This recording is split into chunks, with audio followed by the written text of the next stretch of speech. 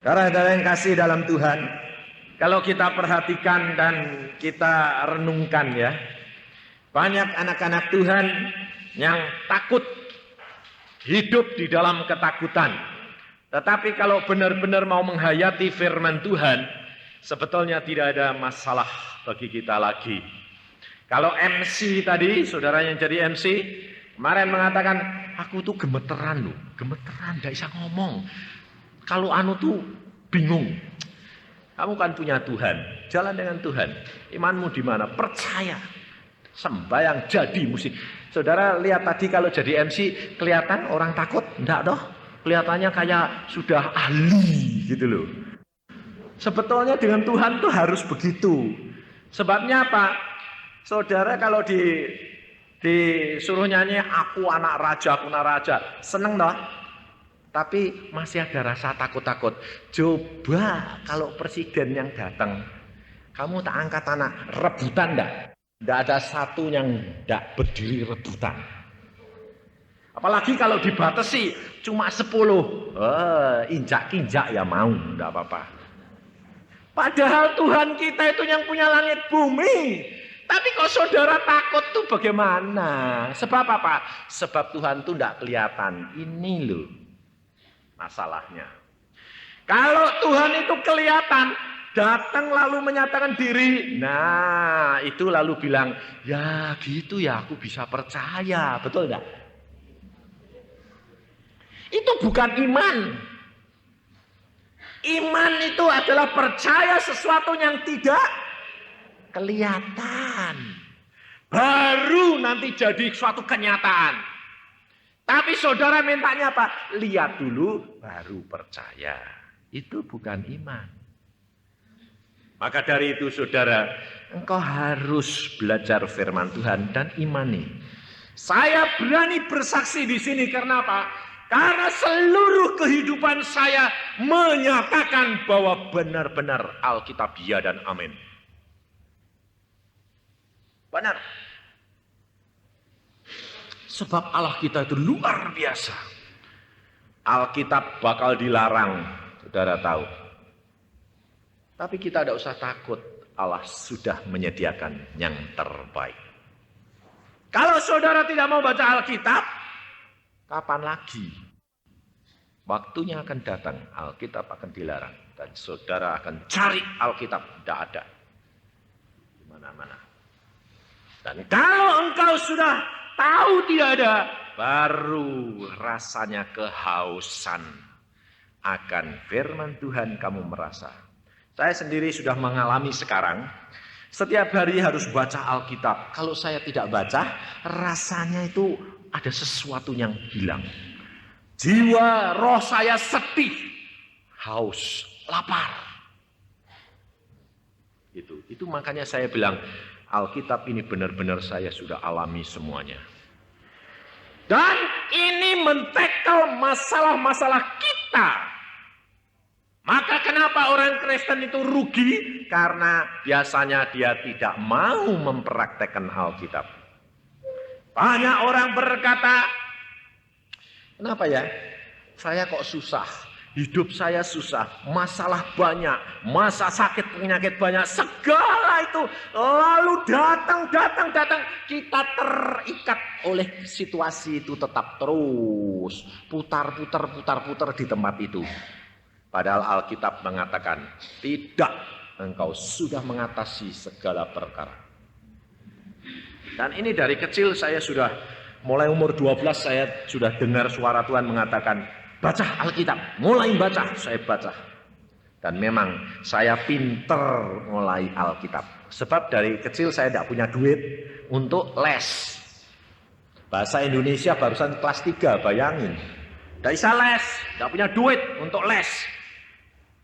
Lalu sekolah ke Semarang, turut om. Dengan sendirinya tidak punya duit untuk les. Umur 35, 49 itu berapa? 14 kelas 3, bayangin. Tidak diketawai orang. Dan saya tinggi kayak cagak listrik. Tinggi kurus. Tidak punya duit untuk les, bayangin. Lalu saya dengar suara Tuhan. baca Alkitab kamu jadi pintar. Langsung saya masuk kelas 5. Bayangin, saya bilang Tuhan kau kuasa. Bahasa koi tidak bisa. Sekolah di sekolahan koi, bayangin. Langsung kelas 5. Bisa apa? Tapi Tuhan luar biasa. Kalau Tuhan mau, bisa. Dan saya naik dari kelas 5, kelas 6. Dari kelas 6 langsung loncat ke kelas 2 SMP. Sebab yang sekolah Tuhan bukan saya. Sampai jadi dokter yang sekolah Tuhan bukan saya. Lebab luar biasa. Kalau mau ada apa-apa dikasih tahu. Kamu waktumu habis, belajar saja halaman segini-segini. Itu yang keluar besok itu segini, sudah dibaca. Dosennya akan tanya halaman segini sama segini. Saya itu sekolah nakal luar biasa. Di sini ada dokter gigi atau dokter. Mana ada yang nakalnya kayak saya? Ujian akhir loh. Saya bikin gigi palsu. Masang giginya itu taring sama gerahamnya kebalik. Ada orang sinting. Dokter loh mau akhir. Sebabnya apa? Pada waktu saya cetak, saya tarik, lepas. Lepas saya tempelkan. Itu tidak sadar kalau kebalik. Waktu sudah jadi, waduh kebalik. Payah ini. Nah kalau masang gigi aja kebalik, bakal lulus enggak? Siapa yang mau profesor dokter lihat, ini bakal jadi dokter, kayak gini gobloknya kayak gini ini. Tapi saudara tahu, saya berdoa, Tuhan, ini masangi salah. Saya itu sama Tuhan begitu, terus terang seperti ibu bapak saya. Ini masangi salah Tuhan. Ya pasti aku tidak lulus toh. Tuhan ngomong, tidak usah takut. Yang lulus ke itu siapa? Oh ya engkau ya. Profesor kan mbok perintah bisa, amin. Saya bilang, wes saya kerjain. Seleb bagus, poles, saya pasang. Pasiennya saya panggil. Pak, saya bilang, Bapak dari desa. Coba Pak, ngaca. Wah, dia enggak tahu kok kebalik. Dia kan gingsul. Dia ngaca, dia bilang apa? Waduh, seneng saya. Kaget saya. Kenapa Pak? Gigi saya yang dulu tuh ya kebalik gini kok. Saya nggak tahu kalau dia itu memang sudah dulu giginya itu ada anomali, ada kelainan. Bayangin, saya sampai, benar Pak, betul dok. Nah nanti Bapak mesti cerita apa adanya ya kalau diperiksa sama profesor. Ya jangan khawatir, tak bela. Memang ini gigi saya. Nih bilang. Saya ujian, saya bawa 2 dokter. 1 profesor doktor, 1 dekannya, jadi kepalanya. Dia kan sudah ahli, demikian dia periksa mesem-mesem. Saya tahu, mesem-mesemnya itu dia tahu kalau kebalik. Ya mesem-mesem. Saya tahu, saya ya mesem. Gue dosen, aku murid. Tapi Allahku yang punya langit dan bumi, Bapakku, kamu tahu enggak? Saya dari hati gitu, kan? Bapakku sudah bilang kok yang lulus ke siapa? Nah, sudah beres. Saya itu orangnya enggak punya takut, gila-gilaan. Terus diperiksa. Pak, dia bilang, gigimu ini kebalik. Langsung profesor bilang, Pak, gigimu kebalik. Dia bilang, Prof, ini justru gigi saya. Gigimu kenapa? Dulu tuh saya punya kelainan gini. Loh, kamu ini diajari ngomong sama dokter ini ya, calon dokter? Enggak, ngotot sampai bantah-bantahan. Lah profesornya bilang, ini bener. Kalau tidak percaya tanya istri saya. Istrinya datang. Bu, giginya bapak dulu. Gingsul, memang dia sampai di kampung itu ketahuan bahwa namanya itu gingsul. Apa? Terus akhirnya teorinya dites saya. Dites, bacanya salah. Baca Inggris salah. Saya bilang, aduh salah ini, repot ini. Dia bilang, mau jadi dokter Inggris saya enggak bisa ya. Saya bilang, memang saya bodoh. Kalau enggak bodoh, saya enggak sekolah, Prof. Inggrismu dulu dapat berapa? 4. Ketawa dia, hah? Iya. Saya orangnya belak-belakan, enggak peduli, enggak malu, enggak. Saya bilang gitu, oh pantas, iya. Lalu diskusi, dia bilang, kamu ngaku salah enggak? Enggak. Loh, itu Gigi masang salah, tahu enggak? Loh, tahu salah, tapi benar, saya bilang.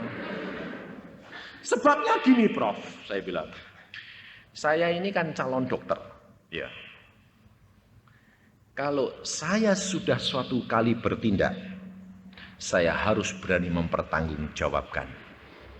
Kalau saya sebagai seorang dokter tidak berani bertanggung jawab apa yang saya lakukan, saya akan ditanya, lulusan mana? Gajah Mada. Muridnya siapa? Profesor doktor. Yang malu siapa? Bapak apa saya?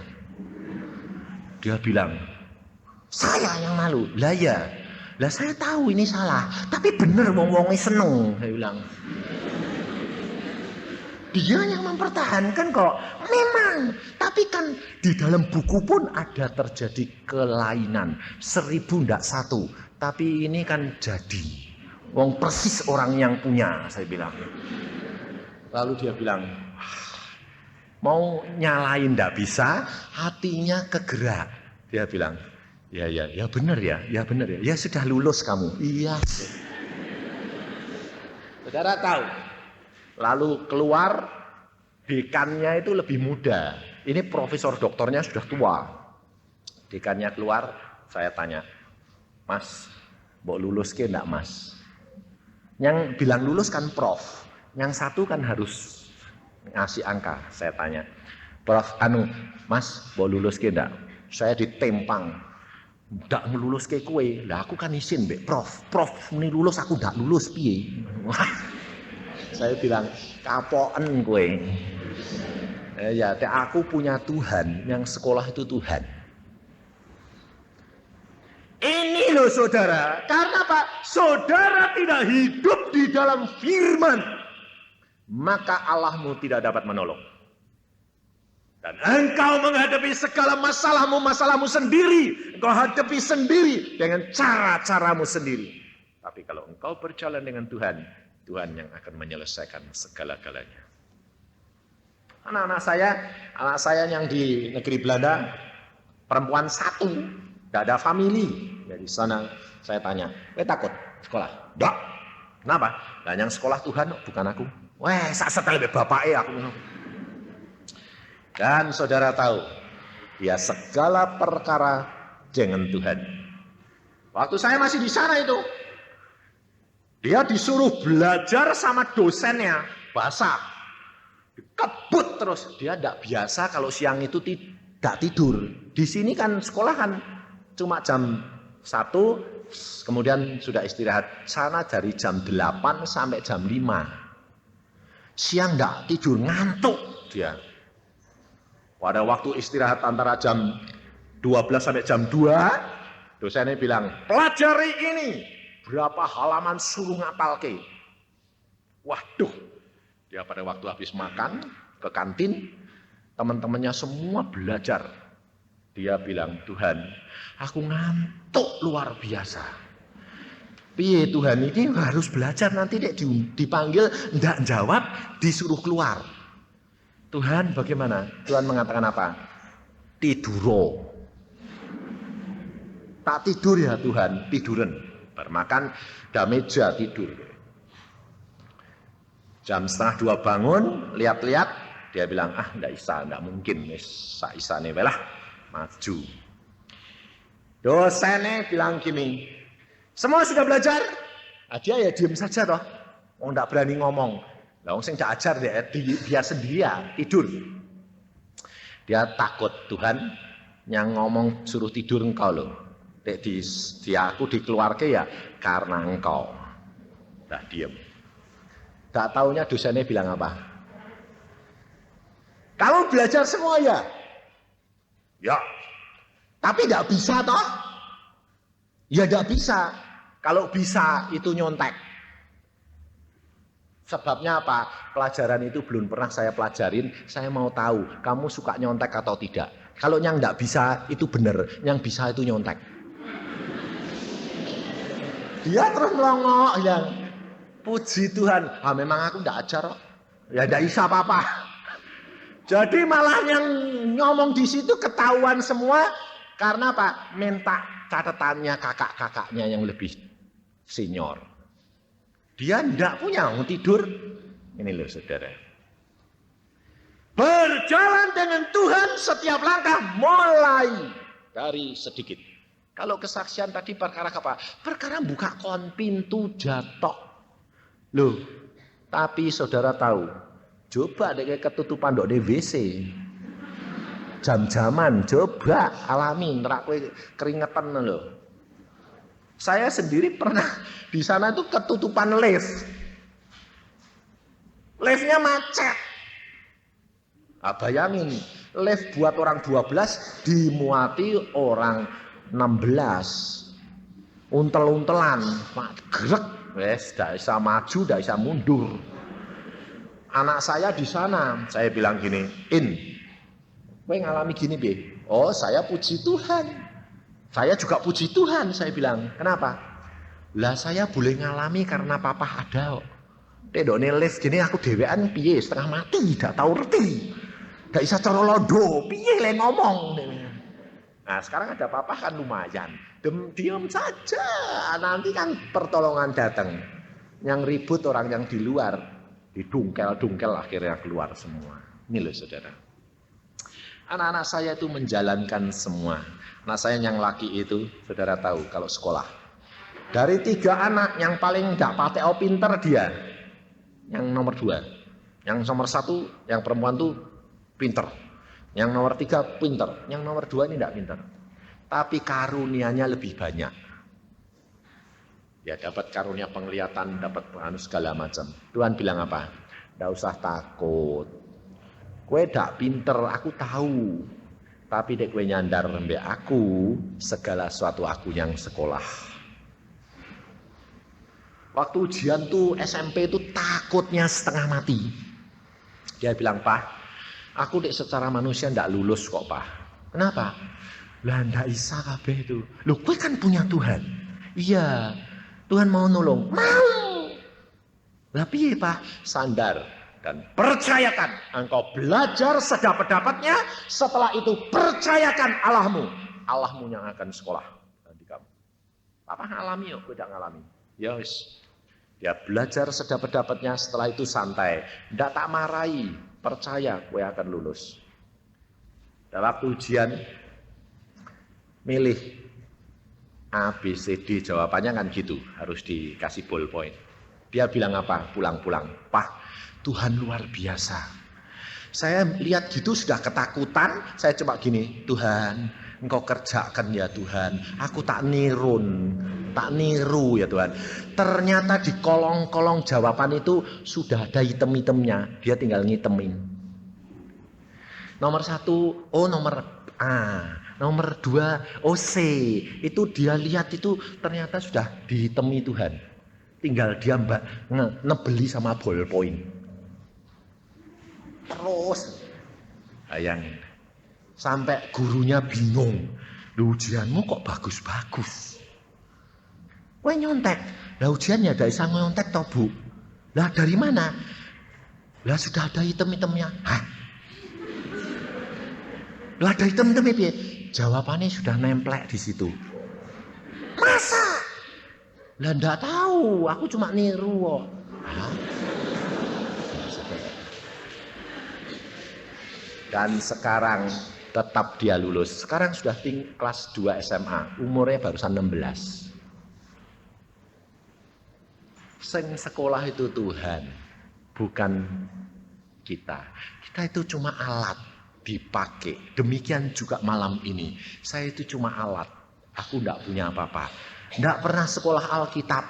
Tapi Tuhan mau pakai. Karena dia yang mau memakai saya untuk menjadi saluran.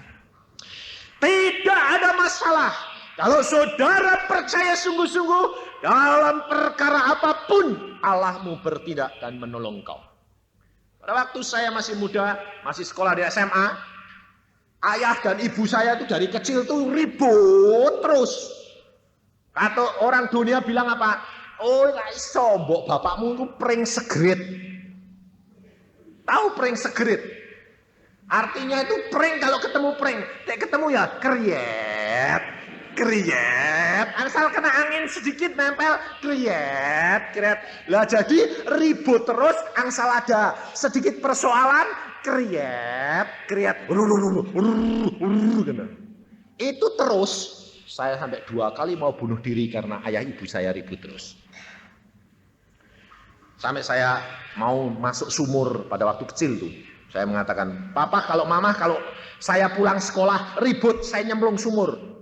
Ribut saya lari ke sumur, papaku malah gak ribut, bingung saya. Saya dipegang.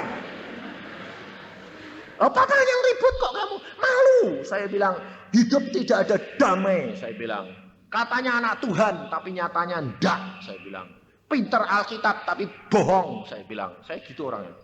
Memang keras hati. Dan saya mengatakan, Tuhan, kalau engkau memang nyata, berikan damai sejahtera. Dan saya mau ngalami, saya mau jadi saksi, saya harus ngalami secara pribadi. Dan saya ngalami.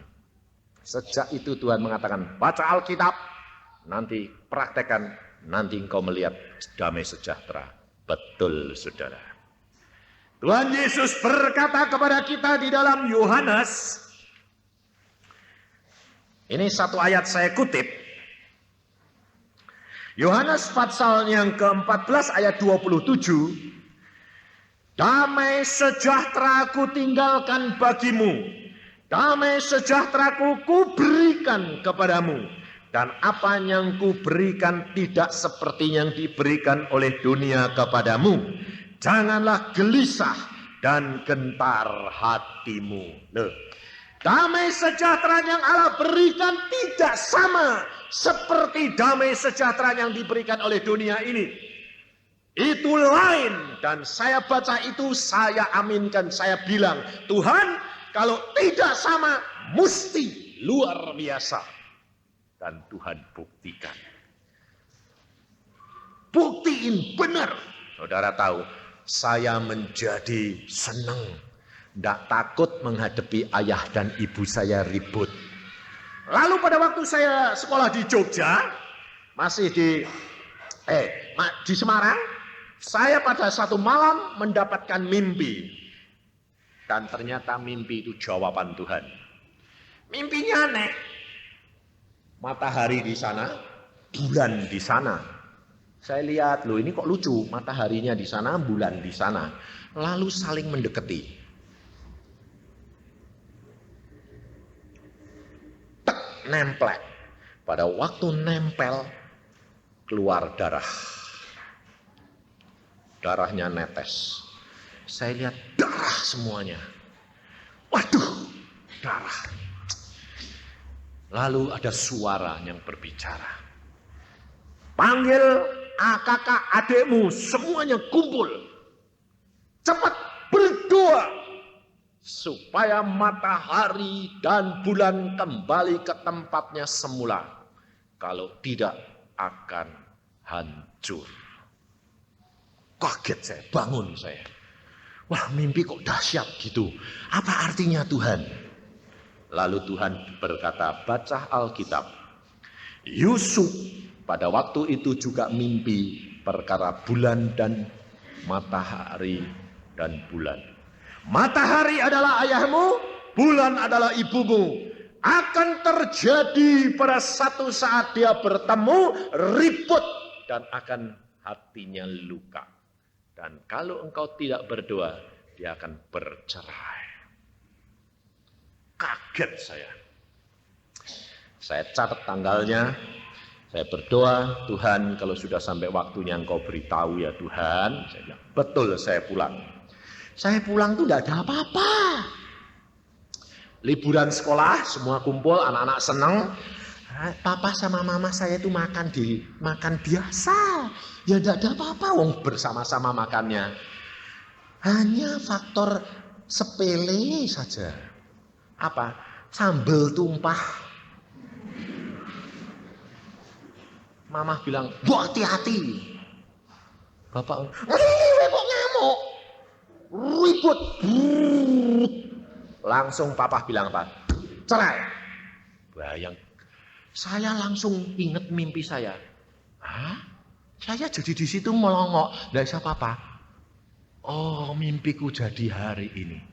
Langsung saya keluar, papa mama sudah ribut. Sudah diputuskan cerai. Saya keluar, saya bilang, ayo Cik, adik-adik. Nangis semuanya. Anak 8, 9 nangis semuanya. Bisa bayangin anak 9 ributnya kayak apa? Teriak-teriak, "Papa, mama, jangan cerai, anak-anak bagaimana?" Saya enggak nangis. Saya tenang saja sebab saya sudah tahu loh. Saya bilang, "Stop!" Saya teriak, "Stop, jangan nangis." Cengeng aku minum. Caci tak marahi, semua tak marahi. Nah, semua takut. Dia bilang, "Loh, pikir kakakku edan piye wong malah mau cerai kok malah stop." "Stop, jangan nangis." Aku minum. Nangis itu tidak penyelesaian. Saya sudah diberitahu oleh Allahku, Yesus Kristus, bahwa akan terjadi ini. Tetapi hanya dengan tekuk lutut kita, doakan papa mama, malam ini juga tidak akan jadi cerai. Meskipun hatinya luka. Saya bilang begitu.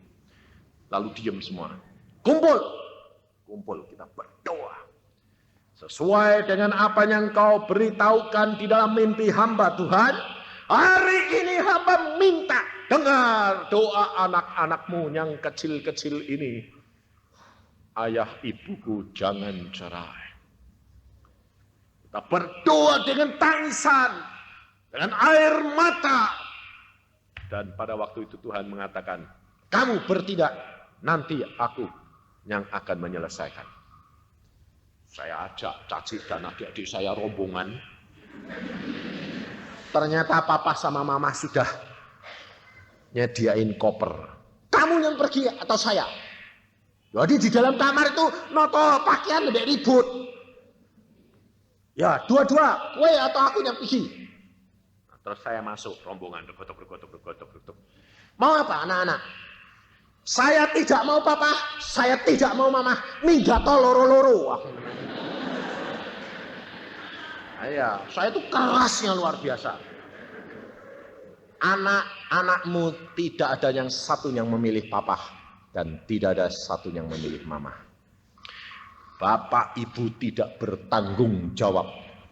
Katanya orang Kristen sudah mengerti Alkitab, tetapi tidak pernah praktek. Bikin malu Tuhan Yesus, saya bilang. Coba periksa anakmu ini, tanggung jawabnya siapa nanti kalau jadi gelandangan? Siapa yang akan bertanggung jawab? Orang tua sudah berani punya anak tapi tidak berani memeliharakan. Saya bilang, stop, saya diem. Terus saya bilang, teguk lutut semuanya. Semua teguk lutut. Mama, papa hancur hatinya. Dua-dua menangis luar biasa. Turut bertelut. Setelah turut bertelut, papa bilang apa? Sin, engkau sembahyang. Saya berdoa dengan air mata. Saya katakan, Tuhan, engkau bertindak sekarang juga. Saat itu papa mama rangkulan, nangis luar biasa. Malam itu ada damai sejahtera. Sejak itu saudara, terjadi perubahan. Dan dia melihat anak-anaknya hidup damai. Sampai hari matinya pun mereka damai, saling menyayangi, luar biasa. Sehingga pada waktu mama saya pulang, bapak saya mengatakan, Tuhan, bawa aku pulang juga. Sampai akhirnya hidup damai sejahtera, saudara tahu. Saudara mau ditipu setan, Karena apa? Karena kamu ribut dengan masalahmu, bingung suamimu, bingung anakmu, bingung dengan sakit penyakitmu. Engkau lupa pesan Tuhan.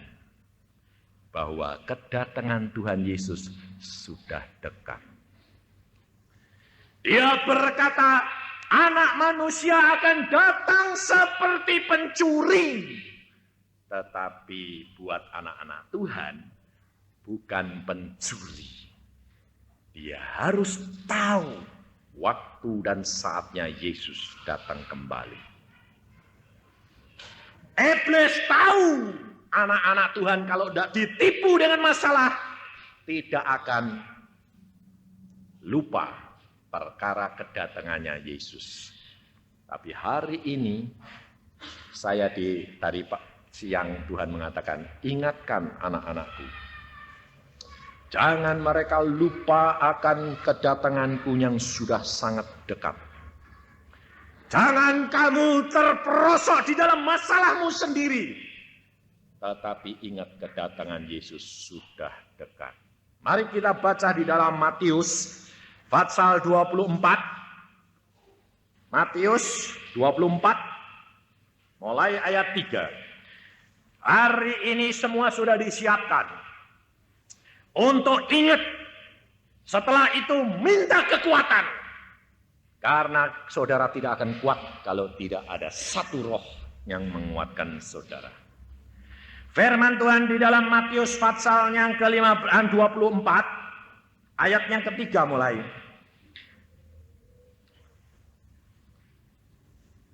Ketika Yesus duduk di atas bukit Zaitun, datanglah murid-muridnya kepadanya untuk bercakap-cakap sendirian dengan dia. Kata mereka, katakanlah kepada kami bila manakah itu akan terjadi, dan apakah tanda kedatanganmu dan tanda kesudahan dunia. Perhatikan. Jawab Yesus kepada mereka, waspadalah supaya jangan ada orang yang menyesatkan kamu. Sebab banyak orang akan datang dengan memakai namaku dan berkata, akulah Mesias. Dan mereka akan menyesatkan banyak orang. Kamu akan mendengar satu, deru perang atau kabar-kabar tentang perang. Namun berawas-awaslah, jangan kamu gelisah, sebab semuanya itu harus terjadi. Tetapi itu belum kesudahannya. Sebab bangsa akan bangkit melawan bangsa, kerajaan akan melawan kerajaan di berbagai tempat. Akan tetapi semuanya itu barulah permulaan penderitaan menjelang zaman baru.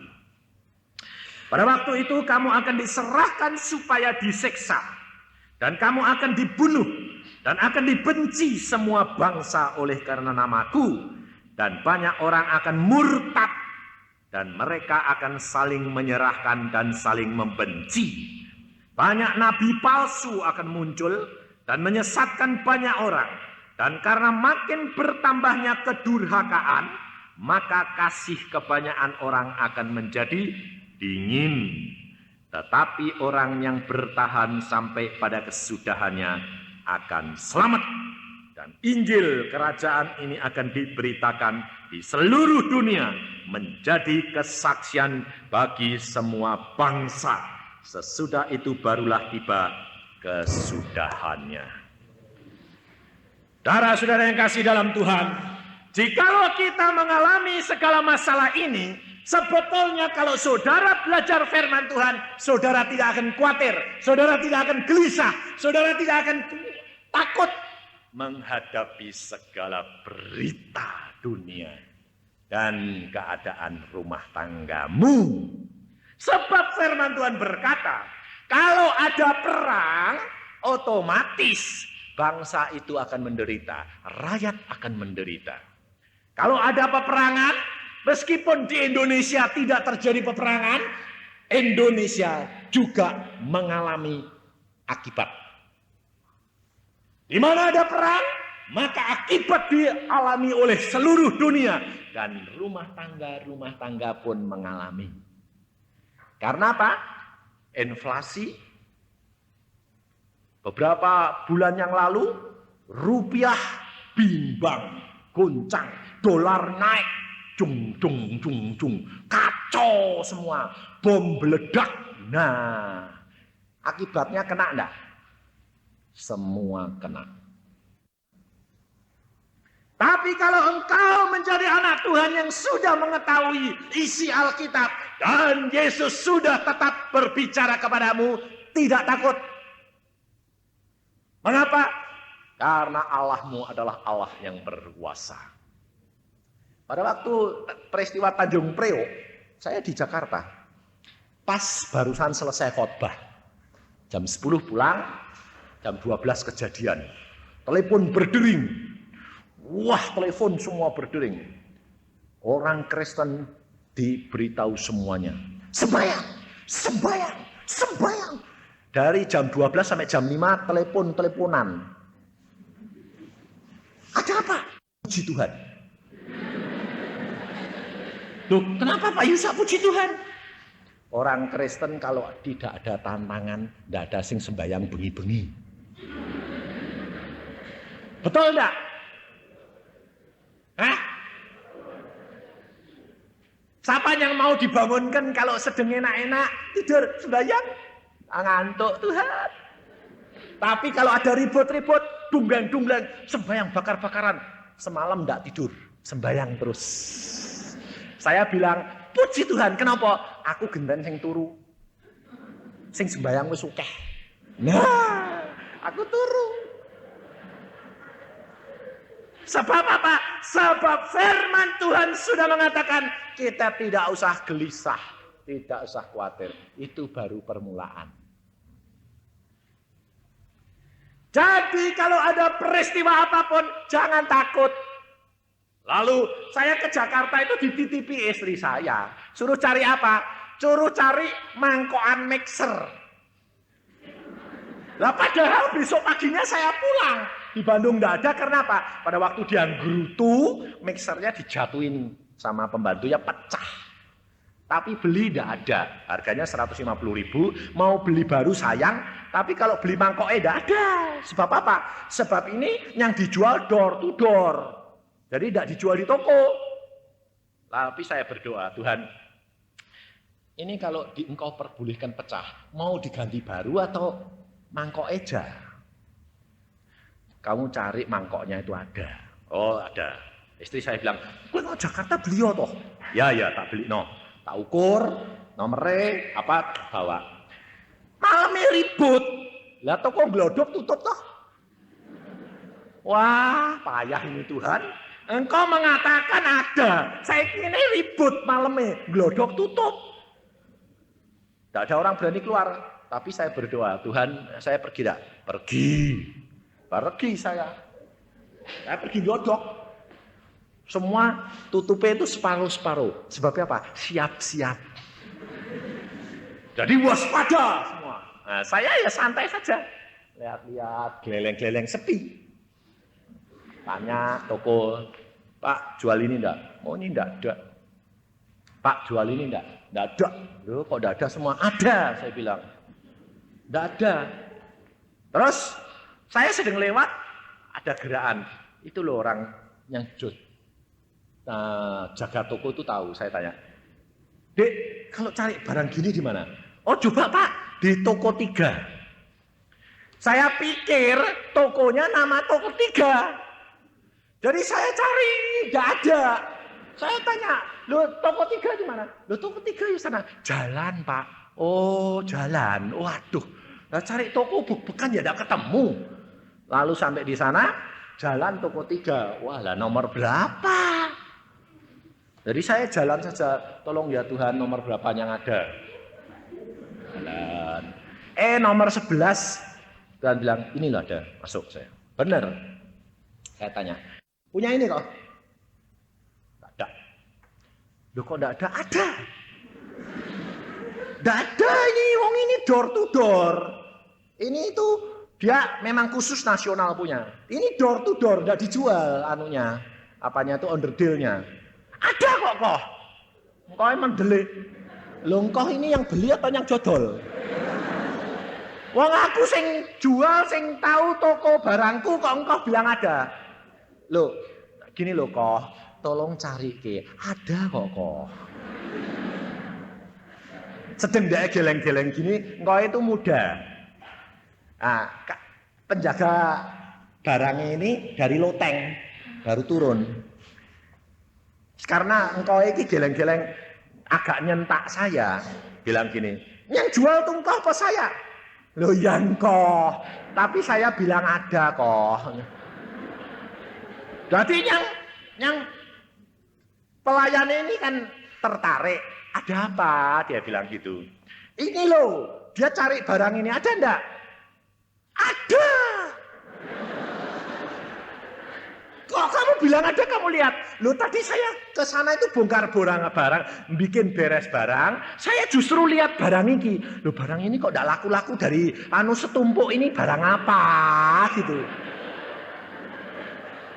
Jadi, loh itu sudah tahunan enggak laku. Sampai saya itu tadi keluarkan, bulukan. Saya bilang, barang apa kok enggak pernah payu ya? Justru ini barang ini, benar. Coba ambil setumpuk. Loh ini loh, cocok enggak? Oh iya ada. Lah iya kok, sing untung kue toh dek payu, aku bilang itu. Iyalah enggak ngerti kok. Ini loh saudara, engkau itu perkara yang kecil, itu jadi berkat. Kalau engkau mau dengar-dengaran dan berjalan dengan Tuhan. Belajar dari perkara yang kecil. Padahal harganya berapa? Cuma gojeng. 5.000. Padahal kalau tidak ada harus beli 150.000. Untung apa rugi kalau ikut Tuhan? Hah?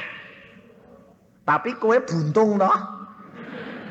Karena kalau kamu tidak jalan dengan Tuhan, rugi. Ini loh saudara. Jangan takut segala perkara.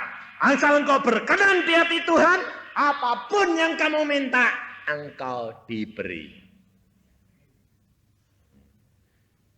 Istri saya pada satu saat, dia bilang apa? Suaraku hilang. Bangun pagi. Saya bilang, kenapa kowe? Tak bisa ngomong. Wah, saya kagetnya setengah mati. Lah tek bisu piye? Wah, aku bilang, Tuhan, istrinya Yusa tek bisu. Wah, aku khotbah bingung Tuhan. Bilang apa? Saya bilang. Lalu Tuhan bilang, enggak usah takut. Saya periksakan ke HTT, tidak ditemuin apa-apa. Jenderal check up ke rumah sakit, tidak ditemuin apa-apa. Tapi tiap hari tambah lama, tambah hilang. Akhirnya tidak bersuara sama sekali. Saya bilang, loh Tuhan, kok tambah hilang? Coba akhirnya periksa diri. Aku tidak salah kok. Ya sudah, ngucap syukur. Saya bilang, ya wes ngucap syukur. Tapi tidak bersuara. Lalu saya bilang, Tuhan ini bagaimana ini? Suruh kur. Dia itu dulunya turut kur, terus sudah tidak mau. Suruh kur. Loh malah tidak bisa bersuara kok suruh kur. Lah ya mbok melu, lah ya diguyu. Wong tak keluar suarane. Tidak apa-apa, melu nurut Tuhan sih. Oh disuruh kur. Terus pergi dokter, dokternya bilang apa? Istirahat, jangan bicara.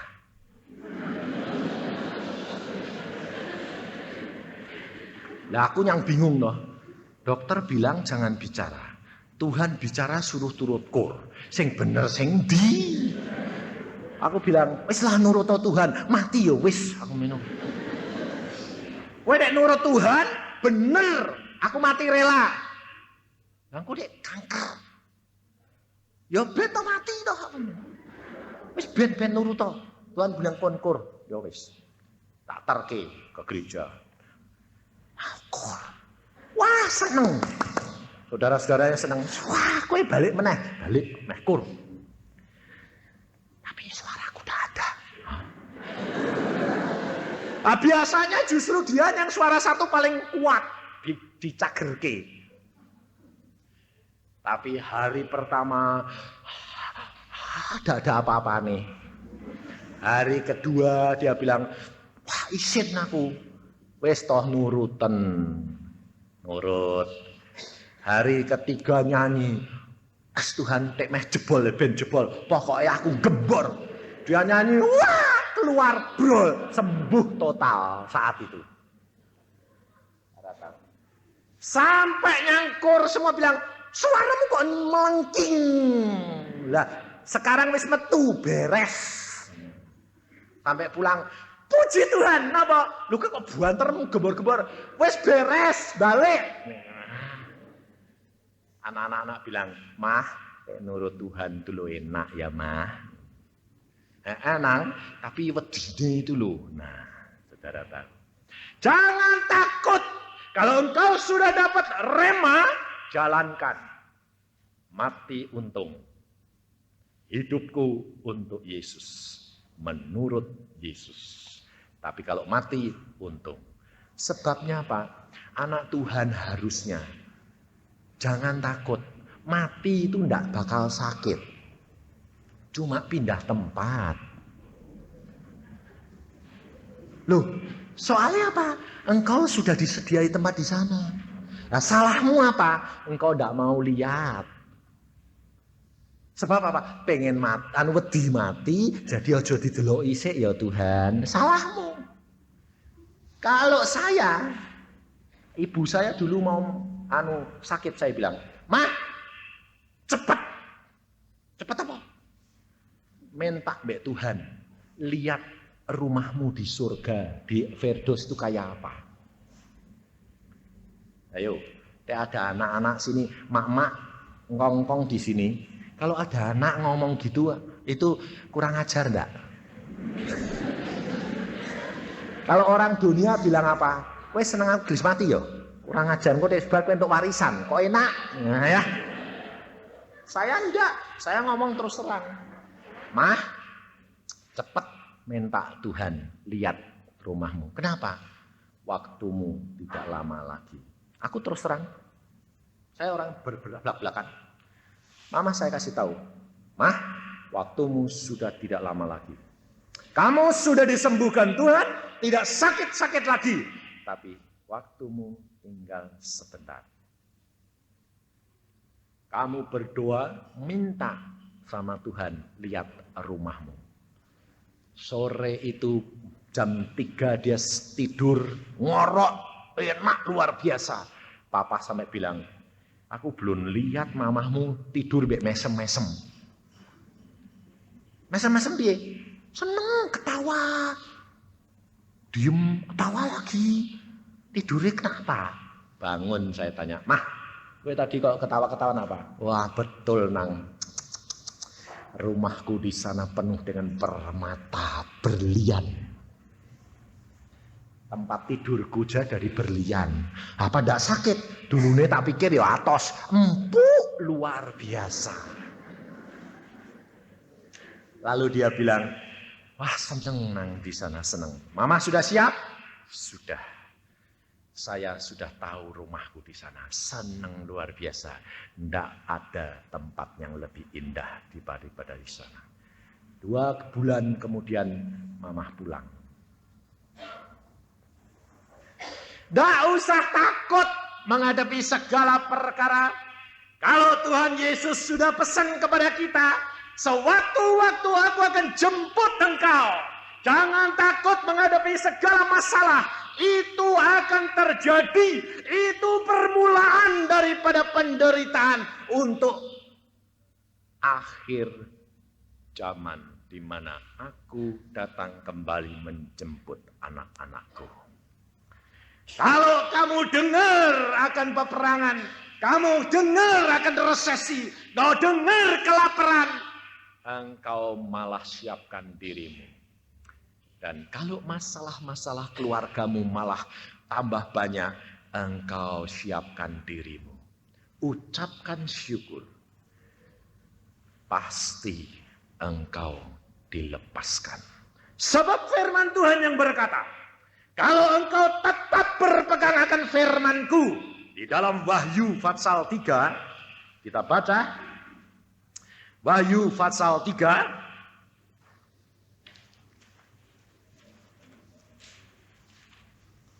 ayat yang ke-10. Ini sudah jelas. Wahyu itu kitab yang terakhir ya.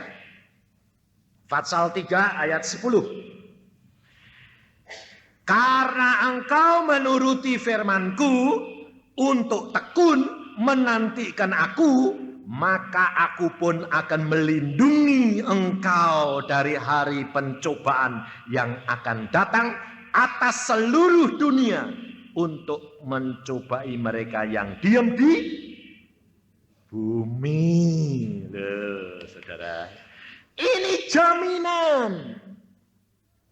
Kalau engkau menuruti firman-Ku, maka Aku akan lindungi engkau dari segala pencobaan yang akan mencoba seluruh isi dunia ini. Engkau tidak usah takut. Ada apapun tidak akan melanggar Aku kalau belum waktunya Aku harus mati untuk Yesus. Memang tiap-tiap anak Tuhan, firman Tuhan sudah berkata tadi, akan datang masanya engkau dianiaya, engkau dibunuh, engkau diserahkan oleh saudara-saudaramu. Dan kasih akan sesama manusia menjadi luntur, tawar. Coba saudara perhatikan, kasih manusia kalau diperhatikan dari zaman perang sampai sekarang, tidak ada yang lebih parah zaman sekarang. Kasih suami istri sudah mulai luntur. Kasih ayah dan ibu sudah mulai luntur.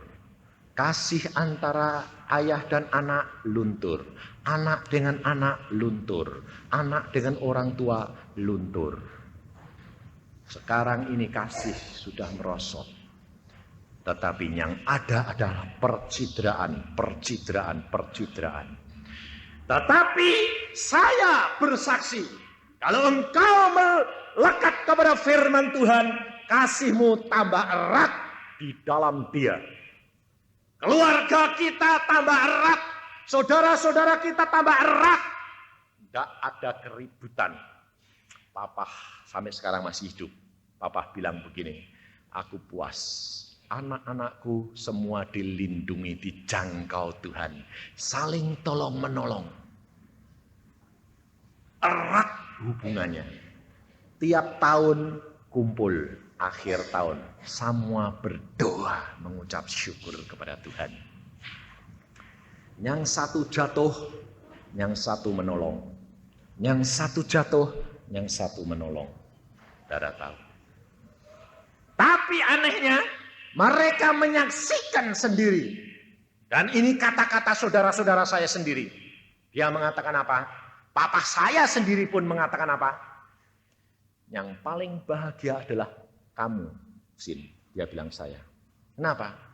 Kamu satu-satunya yang tidak perlu apa-apa. Tidak perlu apa-apa, piye? Sebab kamu gantung sama Tuhan, semua dicukupi. Kakakmu jatuh, ditolong oleh adikmu. Kakakmu yang satu ini jatuh, ditolong oleh adikmu yang lain. Tapi kamu tidak pernah jatuh, malah kamu enak-enak jalan-jalan ke luar negeri. Semua saudara saya 9 belum ada yang bisa satu keluarga pergi, kecuali saya. Dia bilang, kamu ini tidak punya duit, dah dunia. Tapi kalau butuh kok ya dikasihi. Aneh. Dia bilang. Butuh captio, dapat captio. Tapi kalau tidak butuh, cetio. Dadak dikasih. Bagaimana? Saya bilang, Alkitab berjanji. Kalau engkau hidup berkenan, apapun boleh terjadi. Apapun yang kau minta, aku beri. Boleh melanda segala perkara, tetapi tidak melanda anak-anakku sebelum waktunya. Memang tiap anak Tuhan harus melalui baptisan api. Anak-anak Tuhan harus melalui baptisan air, baptisan Roh Kudus, dan baptisan api. Api adalah pencobaan. Saya sudah siap, sebab baptisan air sudah, baptisan Roh Kudus sudah, baptisan api kecil-kecilan sudah diajari. Tapi nanti kalau yang besar, segera saya pulang. Enak toh? Enak. Sampai di sana saya bilang, di Tuhan, rumahku ini. Aduh, senengnya.